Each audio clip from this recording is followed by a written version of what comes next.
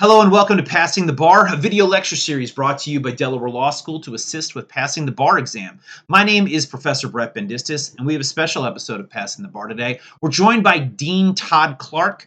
Todd Clark is the Dean of Delaware Law School, and he's going to go over some contracts law concepts. We're going to talk big picture contracts law. We're going to talk some specific essays. We're going to go over some sample answers. And the most invaluable thing here is not just the construction of the essays in general, which again is fantastic material, but there's an approach to contracts here which I think is really helpful with a generally difficult topic. I made this joke even with Dean Clark, where I always feel like contracts is like boring torts, right? It's elements, it's tests. And so a lot of the most valuable things from this video is how do you think about these tests? How do you simplify the material? How do you approach all of the questions in general? And so if contracts is a concept that maybe you think is a little bit difficult, I imagine that this video is going to be really helpful to get the material and to make something difficult much easier for you when the bar exam comes. I hope you enjoy. We're going to get right into it, and we'll see you when everything's done. All right, when did you pass the bar? What state? And what are your memories of taking the bar exam? So I passed the bar in 2003 in the state of West Virginia.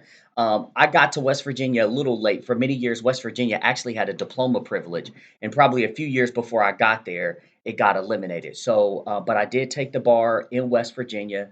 My memories about taking the bar, one memory is that I'm a night owl, so I study really late into the night. And so I would not wake up each day until like 11 o'clock. I'd eat and then I'd study for a couple of hours, for 3 hours. Then I'd eat again, go to the gym for 2 hours. Then I'd leave there at about 5:30, 6 o'clock. Then I would go to my bar prep class from 6 to 9. And then from 9 to like 4 in the morning, I was studying. And that worked for me because I'm a night owl. But I was stupid because the day of the bar exam, I'm sitting there and I get to my hotel and it's like 8 o'clock, wide awake, 9 o'clock, wide awake, 10 o'clock, wide awake, 12 o'clock, wide awake, 3 in the morning, wide awake, 5 in the morning, wide awake, 6 a.m. in the morning. I crash. I got to go across the street in an hour.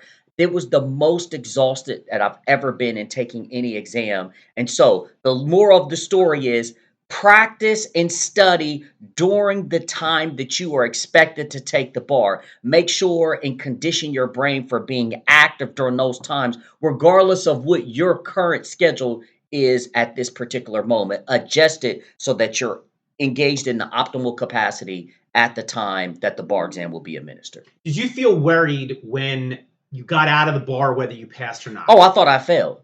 I mean, I really thought I failed. Like I slept for like 2 days. I thought I had failed. I literally, I don't know that I've ever been as tired. So I was really surprised that I passed. And it was really, I just made a mistake. So, as a lawyer with a specialty in contracts, what practical advice can you give for answering contract bar questions? So, I can tell you this: contract, especially on the essays. Actually, take a step back. Regardless of whether it's an essay or an MBE question, the first thing you want to always ask yourself is: this governed by the common law or the UCC? Do not jump into the question until you've determined whether the common law or UCC applies. And as all of you know, if it's the sale of goods, the UCC applies. If it doesn't involve the sale of goods, the common law applies. And that's so important because that will influence the outcome of the case many times. For example, difference between modifications under the UCC versus modifications under the common law. If you have a UCC and there's a promise to leave an offer open in writing, you could possibly have a firm offer provision, right? So be very aware of the distinctions between the UCC and the common law, and the best way to do that is answer that question first. That's number one. The second thing, the Board of Bar Examiners, their favorite subject in all of contract law is the statute of frauds. So always figure out a way to work in the statute of frauds in every single contract essay because it's there. If you see a fact pattern and it says buyer and seller entered into a written contract on this date and agreed to all the terms, many people read that and say there's no problem because there is a writing. What you need to do is signal to the Board of Bar Examiners that the statute of frauds is not an issue in this case because there was a writing that was signed by both parties, right? Or you can have a situation where the statute of frauds is squarely at issue. Either way, figure out a way to work that into the essay. I guarantee you, like 99% of the questions that I've seen, the statute of frauds is always implicated somewhere. So, one, making sure that you identify which law applies. The second thing is the statute of frauds. The other piece about contract law is pay attention to the questions. So sometimes I've read a question and I'm like, this is the answer, right? And then the second question says, assuming that.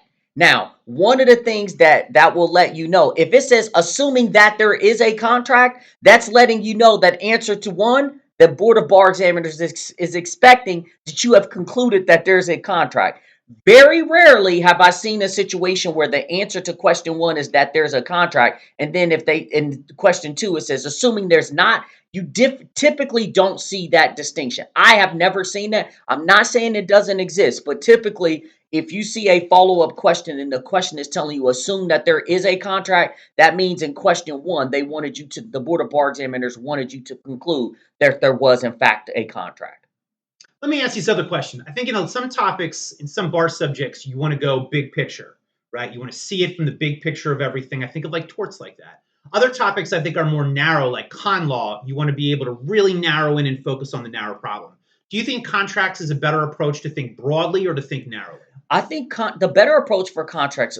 So let me say this: if you're sitting in the UBE jurisdiction, typically the UBE jurisdictions, if they'll give you a contract question, and there's 3 or 4 follow-up questions. Mm-hmm. Those 3 or 4 follow-up questions, those are the specific issues that the Board of Bar Examiners would like you to answer. So I think as long as you answer those questions and you crack each one of those questions, and notice I said crack because they're giving you the issue. So the question might be, is there a contract, right? And the second question would be, is the contract enforceable? So since they're giving you the issue, you want to start with the conclusion. Yes, there is a contract because there was a valid acceptance when the buyer did whatever, right? And the second question is the contract enforceable? Well, the second question is telling you that the Board of Bar Examiners expects that you will find a contract in the first question. The second piece of it is it enforceable? And if you see the word enforceable, the Board of Bar Examiners is always asking about our friend, the statute of frauds. So I would say contracts is one of those areas where typically, especially under the UBE, they will ask you a specific question. Now, on some bars, like let's say Delaware or the Florida bar, they really ask you everything in the kitchen sink. So they give you these really big fact patterns and it's like analyze. And so based upon the nature of that question, then it is more general. And really what you have to do is track through the problem. Now, one of the things that can happen is typically what I do is if that's the case, I always start off one where is there a contract, right? Was there offer, acceptance, consideration, mutual assent? Okay, one, I established that. And then you kind of track through it. The other thing is instead of automatically walking in and having a preset framework, I allow the facts to lead me in the direction that I need to go. And today I'll give a quick example of that in a really condensed contract essay that I shared with my bar mentees that Professor Bendisis and I thought would be valuable to share with the larger body. What do you look for in bar essays? What should every answer have format-wise, regardless of the topic? So I harken back to the comment that I made before. If you're in the UBE jurisdiction, it's going to be the conclusion, the rule analysis conclusion. If you're in a other jurisdiction outside of the UBE, the most important thing is always answer the question. If the question is, should the court, grant the defendant's motion for summary judgment, then you need to answer that specific question.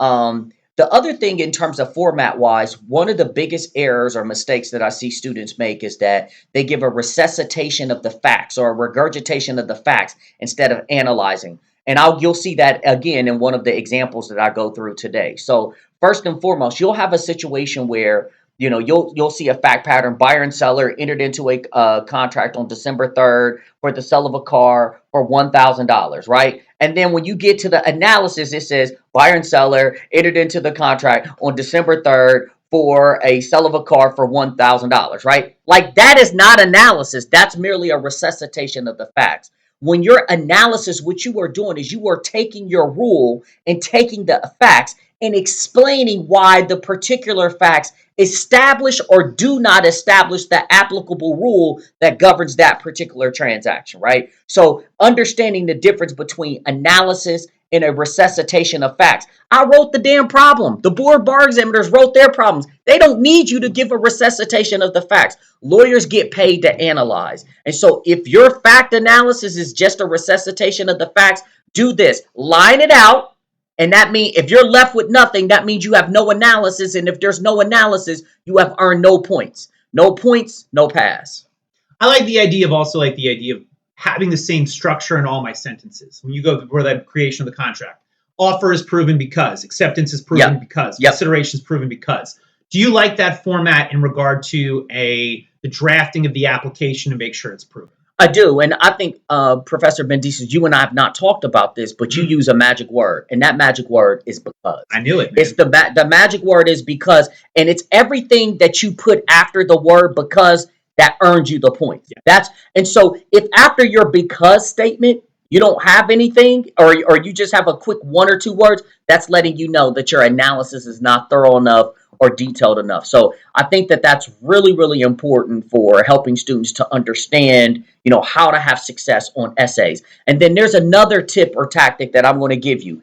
Every single fact in an essay is important for one of two reasons. It either resolves the outcome or it doesn't resolve the outcome, but both you need to explain. So if you see a fact pattern and it says, John, a farmer of 25 years, the reason they're telling you that fact, not just to tell you like, oh, we want to tell you a wonderful story about John. That fact is in there for a reason. The fact that he's been a farmer for 25 years might be an indication that he is fully aware of the trade practices and process, such that if there is something that's going on later in the fact pattern and there's a particular usage of trade, he would be expected to know that because he's been in the trade for 25 years. The fact that he's a farmer and that is a suggestion that he's in business, and based upon the nature of the question, it could be an indication that he's a merchant. Or you could say a situation where it says the farmer entered into the contract with the vendor for the sale of a tractor. Well, and they both signed the writing, right? Even don't just conclude, oh, since it's signed, there's no problem. That sentence is there, so you show up for the Board of Bar Examiners. There's this thing known as the statute of frauds. The statute of frauds is not a problem in this case because they both entered into a contract. What you're going to do is grab your Board of Bar Examiner by the hand, and you're going to walk them through your essay. And every single sentence, you just say, this sentence is getting us to talk about this rule. I need to make sure I analyze it. If you do that for every single sentence, then what happens is you've earned all of the points, you've earned all of the money. The biggest mistake that students make is if they see sentences and they just say, oh, they're not important. The reason that they're not important is because you don't know the rules and understand how they're important. And when you don't talk about those sentences and analyze them in your analysis, you have missed points. Can I give you a sports analogy I think might resonate with you specifically? Yes. All right. Who's your favorite college football team? Oh, man, that's easy. The national champion Ohio State Buckeyes. All right. Now, let's say you're in the college football playoff. Do you want to win by one touchdown, or as the Ohio State Buckeyes did, you want to win by as many touchdowns I want to win by, just like we whooped up on Oregon in the Rose Bowl. That's how I want to win. I want to win by I was at that game. And I walked in and and literally I was in the Oregon section.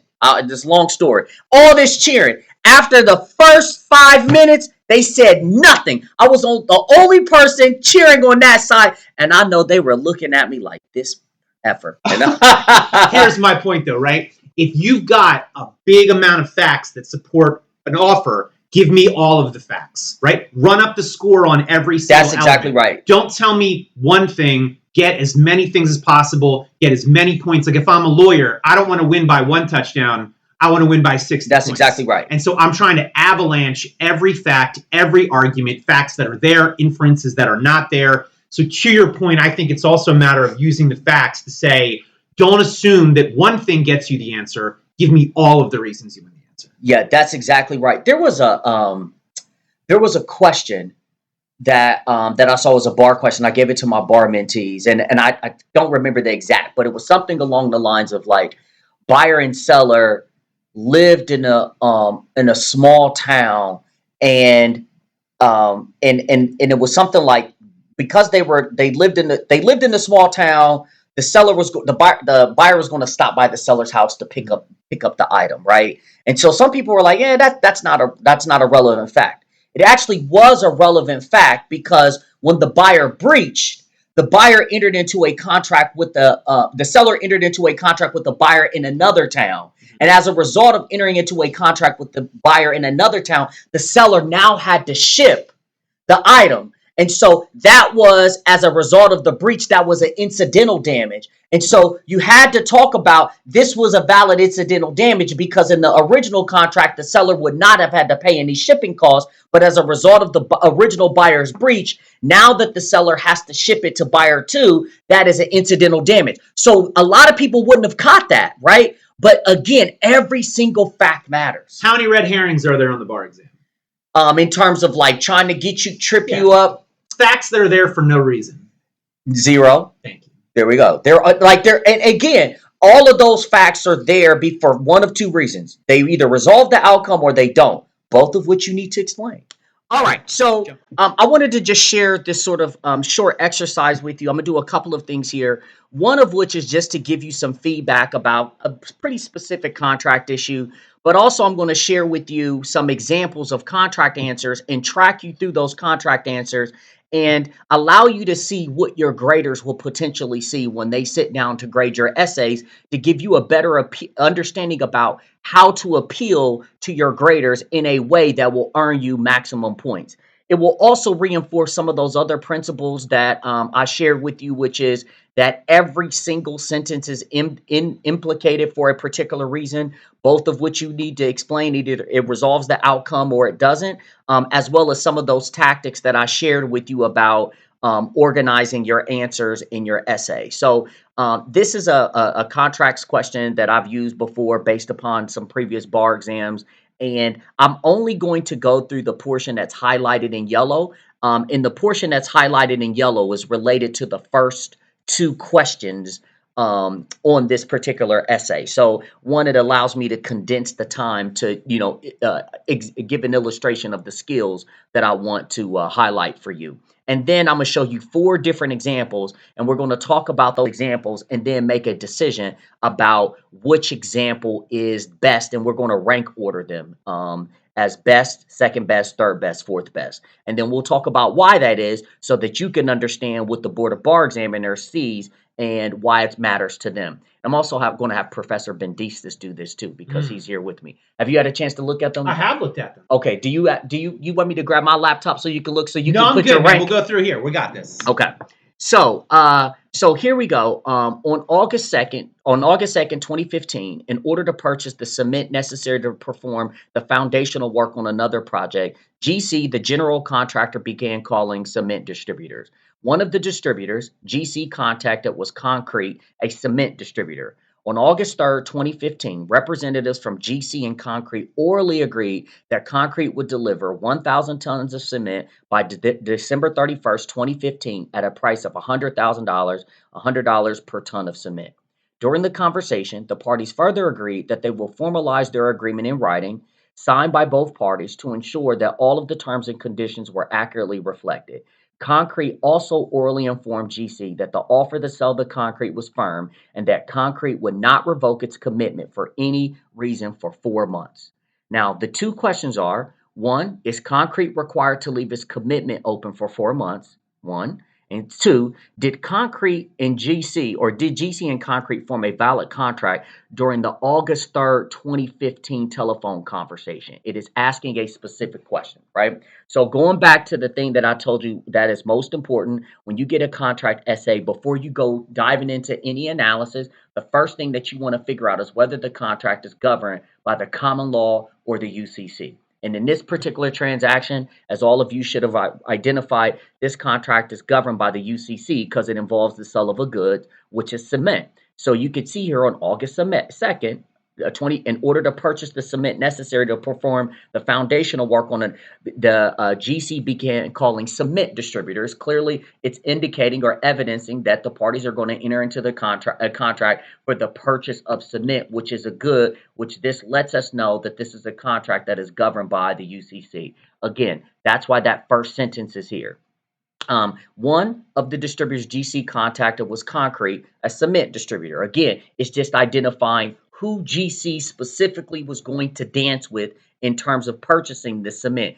question sentences 1 and 2 could have been combined into one sentence, but what it's explaining is that GC is entering into a contract to purchase some cement. We know that the sale of goods and the party with whom they are going to contract with is Concrete. Now, on August 3rd, 2015, representatives from GC and Concrete orally agreed that Concrete would deliver the 1,000 tons of cement by December 31st, 2015 at a price of 100,000. Now, what this is trying to set up is on the 3rd, they had an oral agreement that they would enter into a contract, right? Now, again, at this point, it does look like there is an agreement. Why? Because they both agreed there was an offer, there was acceptance, there was consideration. They went back and forth. However, one of the things that you have to do is continue to read. But in the follow up to that sentence, it says during the conversation, the parties further agreed that they will formalize their agreement in a writing signed by both parties to ensure that it reflected all of the conditions that were accurately reflected. So going back to that previous sentence, this sentence should get you to understand the rules for offer acceptance consideration. What else should this sentence get you to think about? We know that this is a sale of goods, and this is a sale of goods for $100,000. So since it's in excess of $500, we know that under the UCC, contracts for the sale of goods in excess of $500 must be contained in a writing, right? Pursuant to the statute of frauds, which again, you go back to my legs, marriage, modification, contracts that cannot be performed within 1 year of the making thereof, land contracts, executory contracts, sell of goods, G, for more than 500, for 500 or more, or S for suretyship agreements. This falls into a contract for the sale of goods for more than $500. That's why this sentence is in there. And so, one, you need to make a note on the side. Okay, offer acceptance consideration contract, also statute of frauds. You're making notes there. But then we see this next sentence. During the conversation, the parties further agreed that they will formalize their agreement in writing, signed by both parties to ensure that all of the terms and conditions were accurately reflected. This is an important sentence because what this is highlighting is that although they had this informal agreement orally, this formal oral agreement, they both understood that there would not be a contract until they put the writing agreement in writing signed by both parties, that there was no understanding. So at this point, they merely have an agreement to agree in the future, because if they don't come up with something in writing that they both are in accord with, there is no contractual obligation on either party. Good. Then the next sentence. So you can see how every sentence we're using and making notes about the sentence.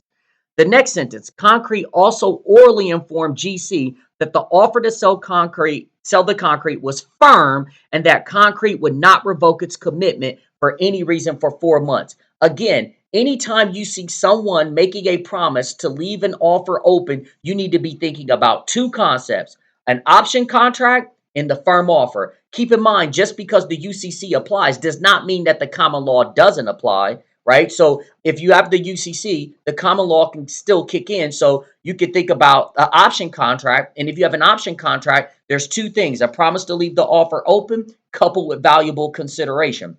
And here, while there was a promise to leave the offer open, there was no consideration in exchange for that promise. So again, it could be revoked. And then it says, then the other thing you could try is a firm offer. So now you need to know the rule for firm offer. It's an offer to buy or sell goods made by a merchant, contained in the signed writing that gives assurances that the offer will remain open. And if you do have a firm offer, it will stay open for the time period stated, not to exceed 3 months, or if no time is stated, it will stay open for a reasonable period of time, not to exceed 3 months. There's two timing provisions to make sure that you catch. And so here, the challenge is no option contract because no consideration. In addition, here we have, this was an offer to buy or sell goods. Here it was an offer to sell goods, right? It was made by a merchant. How do we know that they're a merchant? Because they are in the business of selling concrete, right? So it was made by a merchant. It gave assurances that it will remain open. But the problem here is that it was oral. And because it was oral, you can't have a firm offer. So therefore, it's not obligated to leave it open for 4 months. We have all of that jam-packed here. Every single sentence we used and we analyzed. So if we were to go down here to the question, is Concrete required to leave its commitment open for 4 months? The answer to that, no, it is not required to leave. And so I would have a conclusion. Concrete is not required to leave the commitment open for 4 months. And Brett's magic word that also begins with B is because. Not required to leave it open for 4 months because there was no option contract, nor was there a valid firm offer. That's the conclusion. The rule in under if there's a when the under the common law, an option contract provides that an offer will be irrevocable if two things are true. There's a promise to leave it open, and coupled with valuable consideration. You can also make an offer irrevocable if there's a valid firm offer. And that goes back to the firm offer rule. It's an offer to buy or sell goods made by a merchant, contained in the signed writing that gives assurances that the offer will remain open. If that is present, the offer will be open if for the time period stated not to exceed 3 months, or if no time is stated, it will be open for a reasonable period of time not to exceed 3 months. And then you go through the analysis. In this case, there was not a valid option contract. There was not a valid option contract because while there was a promise to leave it open for 4 months, there was no actual consideration provided by the GC in order to leave it open. Therefore, Concrete was free to revoke it at any time. Second, there was also no valid firm offer. There was no firm offer here because while there was an offer to sell the concrete for a particular amount, that offer was made by a merchant. And again, you want to be clear, Concrete is a merchant because they are in business. They are a merchant. And there was assurance that it will remain open because the contract specifically indicated 4 months. The problem here is that it fails because it wasn't made in a writing that was signed by the party that promised. Again, the facts reflect that it was only oral. Therefore, there is no option contract. There is no firm offer. Therefore, the offer, Concrete is not required to leave the offer open for 4 months. There's a couple of things we did. Every single fact that was relevant to that, we analyzed. In addition, we followed parallel structure. If you notice, when I gave the rule, I talked about option contract and I talked about the firm offer provision. And if you notice, when I went to the analysis, I talked about option contract and then I talked about firm offer provision. That parallel structure makes it very easy. Remember, we're grabbing our board of bar examiners by the hand and we're just walking them through our essay nice and neatly, very well organizing. We're pointing out things along that walk and they're like, damn, this house is in order. And that's what we want them to see when you were analyzing your essays from Delaware Law School. All right, now in relationship to question 2, did general contractor and Concrete form a valid contract during their August 3rd, 2015 telephone conversation, right? That's what we want to know. Did they form a contract on August 3rd? And again, going back to the facts, it says on August 3rd, the representatives from GC orally agreed that they would deliver this contract, the concrete. And it says during the conversation, the parties further agreed that they would formalize their agreement in writing, signed by both parties to ensure that all the terms and conditions were accurately reflected. So because they both understood that the contract would not come into existence until if there was a formal agreement in writing signed by both parties, they did not have a contract on August 3rd. That's the conclusion. And so what we would do, we would go through question 2. Did GC and Concrete form a valid contract during their August 3rd telephone conversation? The answer to that would be no. Concrete and GC did not form a valid contract during their August 3rd conversation because they both expected that no contract would form until they had a writing that was signed by both parties. And then the analysis would be, the rule would be, under contract law, you have to have a valid and enforceable contract. However, if the parties merely have an agreement to agree to an agreement in the future, they do not have an agreement at that point. They will not have an agreement until that condition or that point in the future that they've identified, in this case, which was a formal agreement in writing, forthcoming until that actually exists.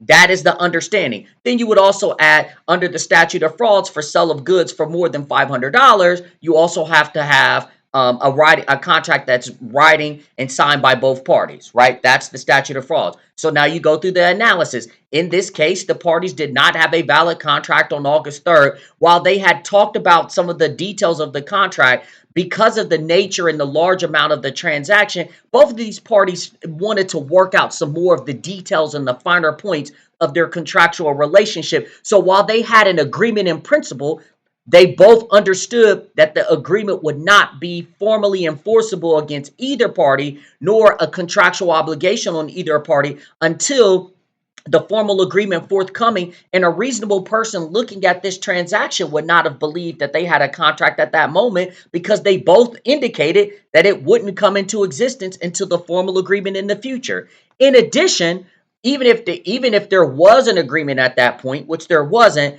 that agreement would have needed to have been in writing to be enforceable at that point, because it involves the sale of goods for more than $500, and this transaction was for $100,000, which is in excess of $500. So it would have needed to have been in writing in order for it to be enforceable.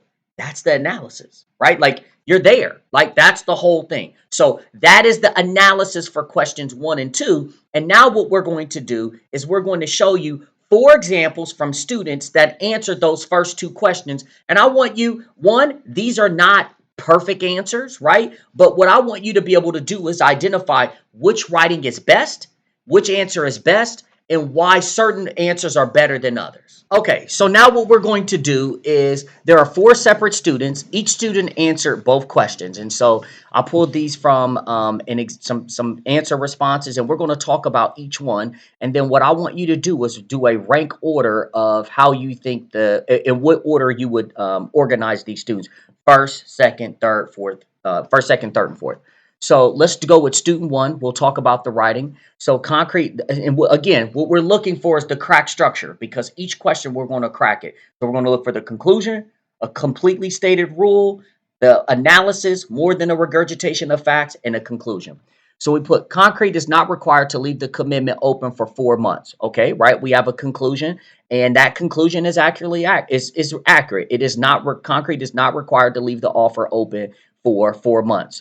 And then we see the issue that arises here is the firm offer rule. This rule details that an offer made by a merchant on a sale of goods that keeps an offer open for a reasonable amount of time will be irrevocable in that time. Now, again, is this a correct resuscitation of the rule? It is not. One, so while they highlight that the firm offer rule applies, it is not a correct resuscitation of the rule, because remember, it's an offer to buy or sell goods made by a merchant, contained in the signed writing, that gives assurances that it will remain open. And if you do have a firm offer, it will stay open for the time period stated, not to exceed 3 months. And if no time is stated, for a reasonable period of time, not to exceed 3 months. So they're kind of a little off on the rule. And the reason why it says, but on a sale of goods that keeps an offer open for a reasonable amount of time will be irrevocable in that time. It's just it's misstating the timing piece, right? So this student wouldn't get full points for the rule, although they did identify that the firm offer rule applies.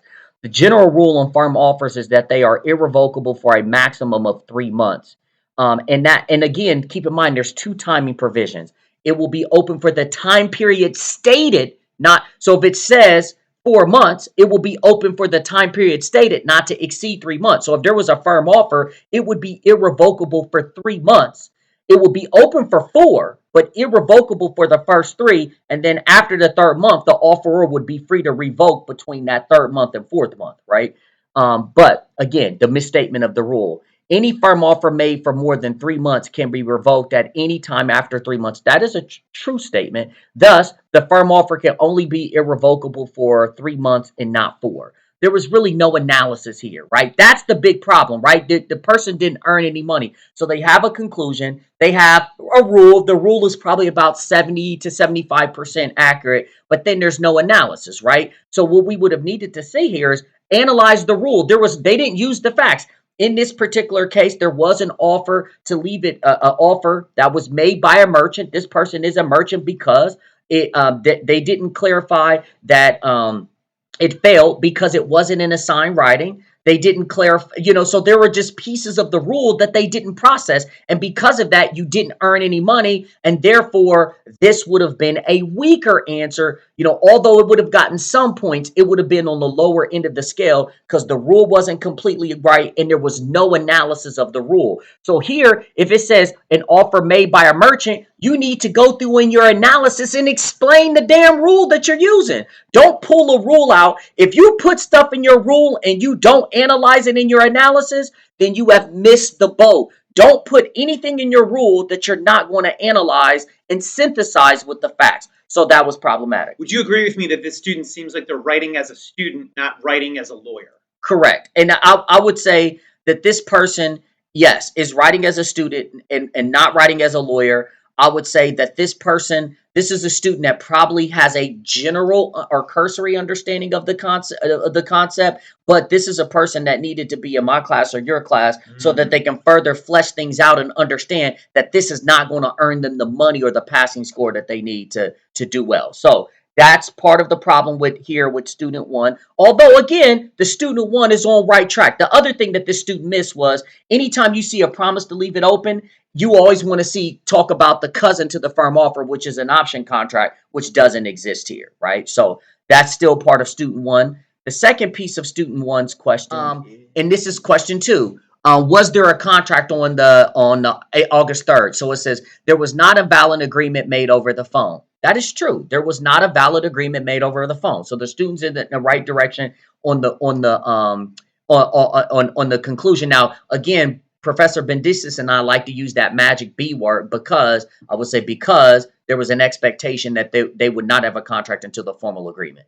And it says the phone call was considered an agreement to agree. An agreement to agree is a negotiation to agree on a future time to agree on certain terms or elements of a contract. That is true. An agreement to agree is merely an agreement to agree in the future upon the occurrence of some other condition. That is a good rule. In this particular instance, the parties mentioned that they will formalize their agreement in writing at a later date, indicating a formal agreement was forthcoming. This means that the phone call itself was not a valid contract, but the formal written agreement could be when it is drafted and signed. They actually did a good job with this question, right? They hit the conclusion, they gave the rule about agreement to agree, and they synthesized and analyzed the facts. So this student, I thought, did a good job with a better job with question one. Overall, they're in the right direction, but you can see how there's some challenges with the answer to question one for this student. I also think there can be a stronger IRAC here or CREAC, meaning that I think there's a greater development on rules and a greater development on answer. One of the things I think that sometimes students struggle with is they see the sample answer and they go, yeah, I got the right issue. Right. But in a lot of ways, it's not just knowing the answer. It's about writing it in a structure that you're comfortable with. Correct.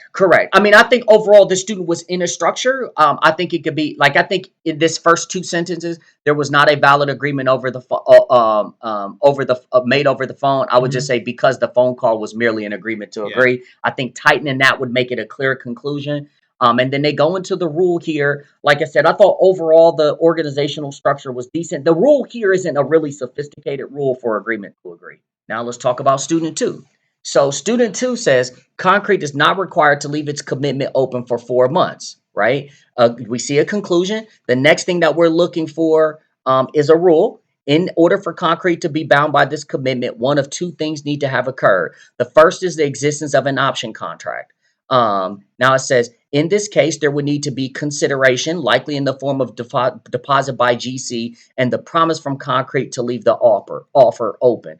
The offer and commitment to leave the offer open need not be in writing. Here, Concrete never requested and GC never gave consideration, and thus no option contract was formed. And I'm going to talk a little bit about this organization because it's a little interesting. What this student did was it said, this student recognized that the firm offer provision and option contract apply here. The student cracked option contract separately and then cracked firm offer. And now if you look, the second thing that will bind Concrete to its commitment is a firm offer, which is a signed offer to buy or sell goods made by a merchant with the promise to leave it open. Because the offer was made orally, it does not meet the requirement for a firm offer, and thus Concrete is not bound to the same. Had it been a firm offer, however, Concrete would only be bound to leave the offer open for 4 months, which is true, but it would only be irrevocable for the first 3. This student knows what the hell they're doing. They answered the question right. Now, I have a question. One of the things that I've done is what this student did something that I think is interesting. And I'm not sure how Professor Bendistis teaches this, and so I want to make sure that we're aligned. I don't have a problem with this. So what this student did was basically said, question one, there are two sub issues, which are option contract and firm offer. The student cracked option contract and then cracked firm offer, right? I see a structure there. I'm not offended by that. I would say more of the bar experience that I've had is what they would do is put all the rules together where you put option contract, firm offer together, and then analyze both of them in the parallel structure. So if you go option contract, firm offer, then in the analysis, you will go option contract, firm offer. I think that's okay, provided I think that the clarity of the question, meaning that I think that in general, I think all the rules, all the facts, and what because you've noticed there's like a relationship between the two, I think it matters in regard to the matter of are you hitting the right points and are you Yep. developing them in the right way. I like this structure for this question because it's clear and it's instructive and it's obvious. Yep. But I also think that, like you're saying, you can do it the other way as long as you're not losing focus. Because again, as a professional legal writer, what I often find is that when I'm lost, I break the issues into separate points and Subprime. make Yeah, them a I little do. bit I clearer. do the same thing. Like like if I'm writing it like a brief or I'm trying to make, I typically do what this student does Yeah. because to me, if you sometimes I feel like if you have so many rules in the rule block and then I feel like a ping pong ball because I'm like, wait a minute, what Yeah. was? But this student, so again, I think it really just depends on the nature of the question. The good point is you can see that this student kicked ass on this question. Yeah, no, I would agree with you. I also think that it's how do you write to make it easier for somebody else to know that you know something. That's exactly. Are you grabbing them by the hand? Yeah. And if you notice, this student used every single fact that we discussed. Mhm. Question 2. And it says, no, they did not have a contract on August 5th. They merely had an agreement to agree. Boom. Great conclusion. Now we expect to see the rule. A contract requires offer, acceptance, consideration, and mutual assent. And we are told that they agreed to some specific terms during the meeting. So we can assume that there was an offer made. There was consideration in the form of a promise to pay, promise to deliver cement. The parties agreed that they will have a document signed to formalize their agreement at a later date. This is further evidenced by the fact that Concrete agrees to leave the offer open. If they intended to be bound at the time, they would have instead been discussing when delivery would be made, not how long the offer will remain open.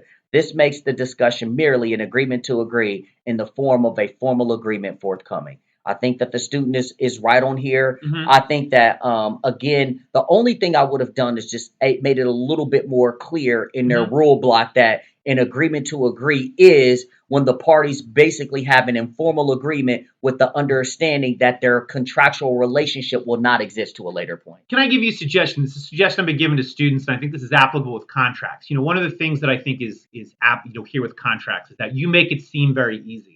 I think it's often the same way of like teaching someone how to drive a car. Where you're like, I don't know, just get in the car and hit the pedals and turn the wheel. But if you've never done it before, Right. driving a car is impossible, right? My point being is that I've always made the suggestion of a good way to practice contracts questions or questions that are complicated, property, is practice writing the rules. Yeah. Because I think in a lot of ways, like it's easy to memorize the elements, but I don't want you to sit at the bar exam for the first time and be like, how do I write the firm offer rule? Correct. And so in a lot of I agree. ways, one of the reasons why it's good to practice these questions, but also to take an outline and start the idea of how do I put this in writing? Because I think this is a good example of a student who's able to convey things clearly.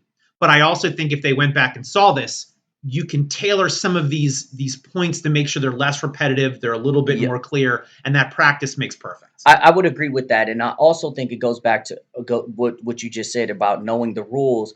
That's just such an important piece because let's take the firm offer. It's an offer to buy or sell goods made by a merchant contained in a signed writing. Let's say you don't know the rule in clear, so you think it's an offer to buy or sell goods contained in a signed writing that gives assurance. What you've missed is the fact that the person that's promising to make it open, leave it open, has to be a merchant. So if you don't know the rule in enough exactitude, when you go through your analysis, you'll get a fact pattern where the person that's making the firm offer, it's in writing, it's promised, it leaves assurance to leave it open, it's for the purchase or sale of goods, but the person that's making it is not a merchant. So if you don't know the rule in its exact nature, you'll miss the conclusion. You'll miss the because you don't know the rule. If you don't know that it also requires that the person be a merchant. So it just goes back to what you're saying. You need to practice writing the rules, and practicing writing the rules allows you to familiarize yourself with the rule itself. Do you think that contracts is a subject that should prioritize memorization? I know you want to memorize all of them,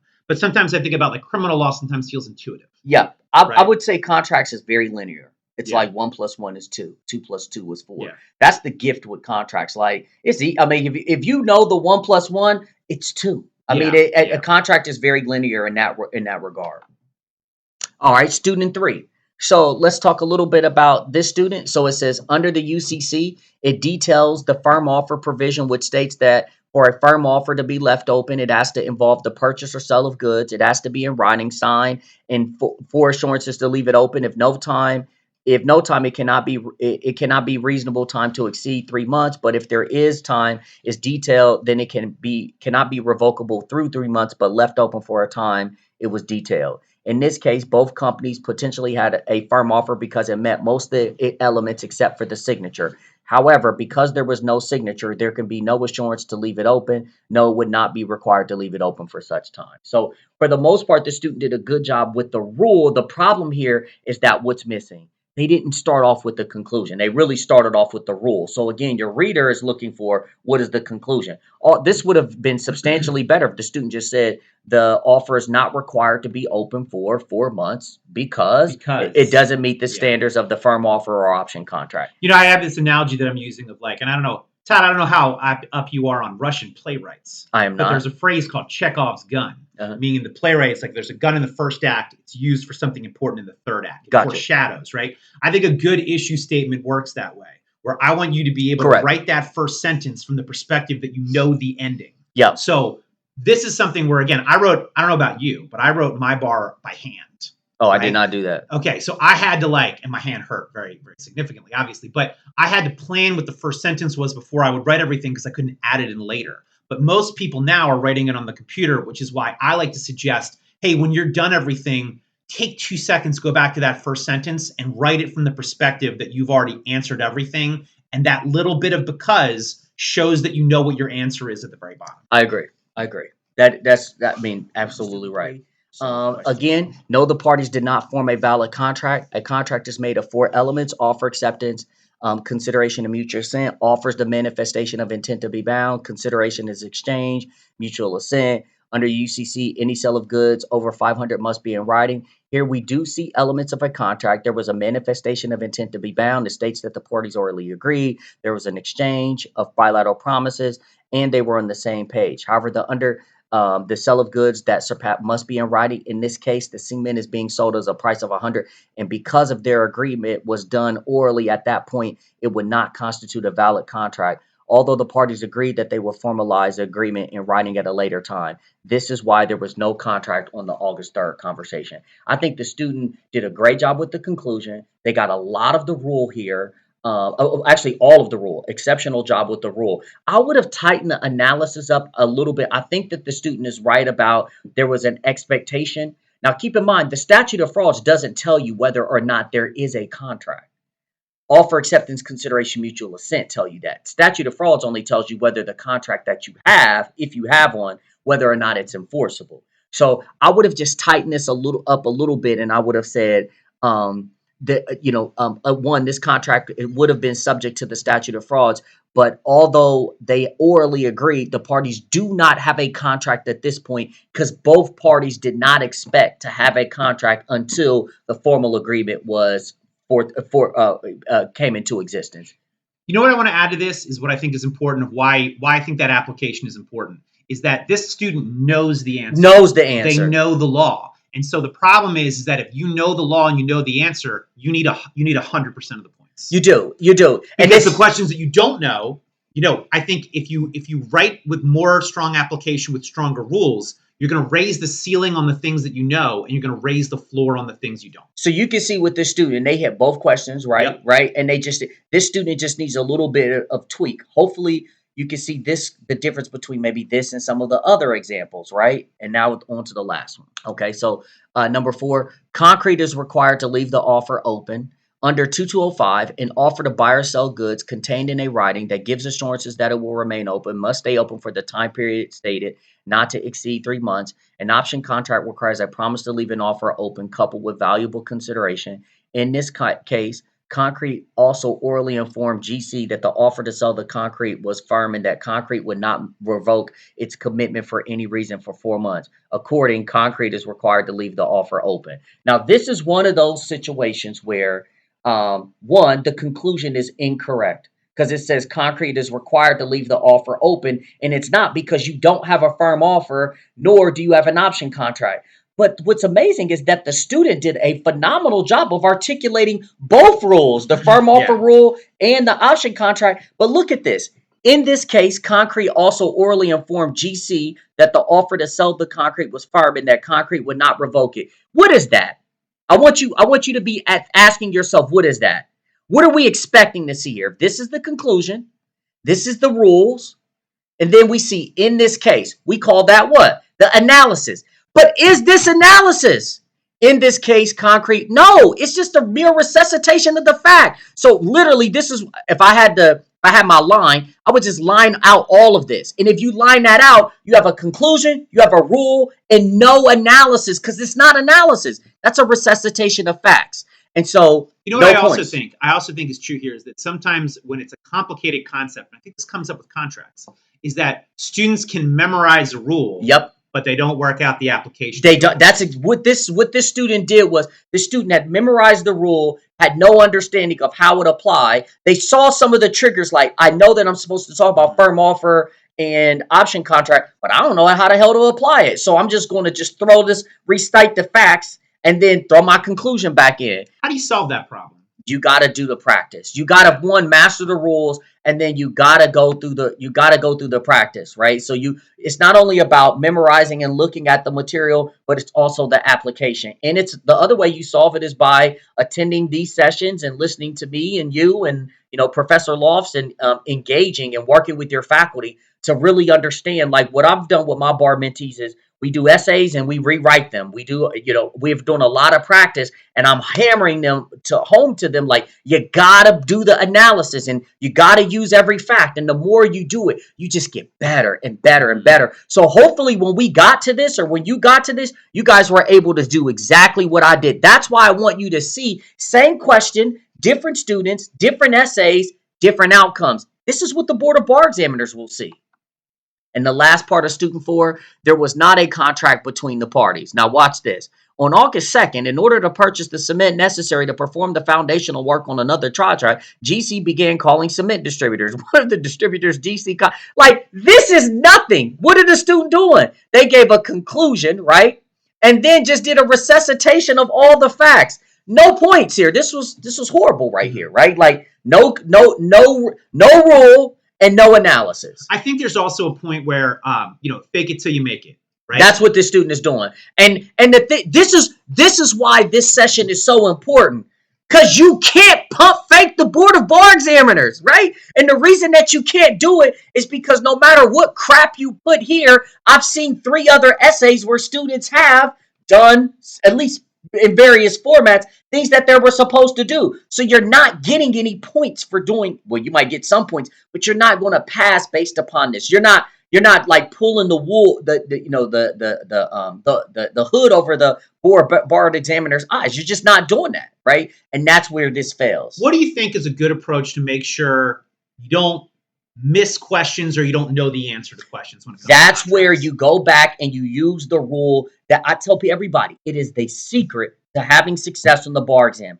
Every single fact is relevant for one or two reasons. It either resolves the outcome or it doesn't. But you need to explain. So instead of just listing the facts, you need to explain why it was relevant that they had an oral agreement. There's a reason that the facts tell you that it was oral agreement, because they're telling you that it was oral agreement because neither party anticipated that there will be a contract until they put it in writing. Now, if you didn't have that language, if you just take that one sentence out that says both of the parties expected that there will be a contract when they put it in writing, you take that out, they would have had a contract in the oral conversation. There would have been a contract. It may not have been enforceable because of the statute of frauds unless there was an exception. But the answer to whether there was a contract would have been, yes, there is a contract. But you don't have it here because they both, again, it's mutual assent. What would a reasonable person think? A reasonable person would not conclude that two people had a contract in the oral conversation when the damn two people said we're not going to have it until there's a writing signed by both of us. Sometimes the thing about contracts is like zooming out. You do. Right? Is I go, all right, if I don't know the answer, I think of it, well, is this a formation contract of question? Is it an interpretation question? Is it a operation defenses question? Yep. And so sometimes, like if you're looking and you're like, I don't know what the possible answer is. Well, there's got to be rules that support the answer, and that has to be included. So what I want you guys to think about, and I don't know if you remember Professor Bendistis, but what I did was with my students, what I did was I gave them this exercise, and then I told them to rank all of the essays, and they all had their rankings, and then I made them share their rankings with me, and then we all put them up, and I showed my ranking, and then we went through this exact exercise that we just went through, and then after we did that, our rankings aligned almost perfectly. Yeah. Like everybody recognized that the one that was best was student number 2, Yeah. right? And then I think student number 3 was the second best because they got the question right. They had some good analysis, although they could have tightened up a couple of things. So 2 was clearly number 1, 3 was clearly number 2, and then 1 I think is a little bit better than 4 because the conclusion for 4 is the conclusions in 4 were both a little off, and there was no analysis at all in student 4. I think why student 1 also is a student who knows the law but can't represent it. Yep. Student 4, I think you can see doesn't know enough about the law. And so if you hear that, now this is what I want you guys to see. This is the other reason I share this. I probably should do this for 1Ls when they come in.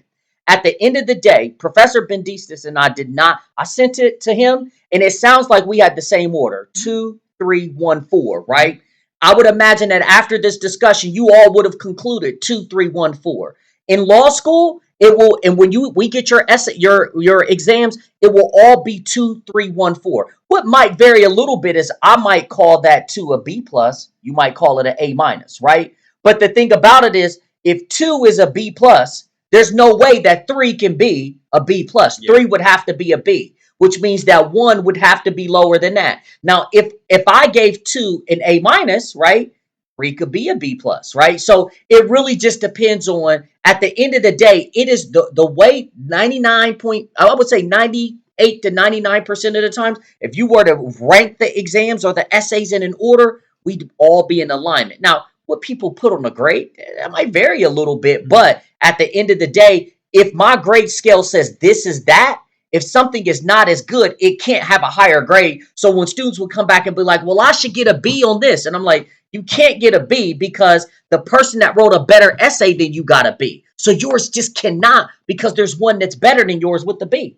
And so for here, you want to be the best. You want to be the best. And so one of the things that ends up happening, there's no way that student 4 is going to have the points that student 1 has. And there's no way that student 1 will get the points that student 3 has. And there's no way that 3 can get the points that 2 has. Yeah.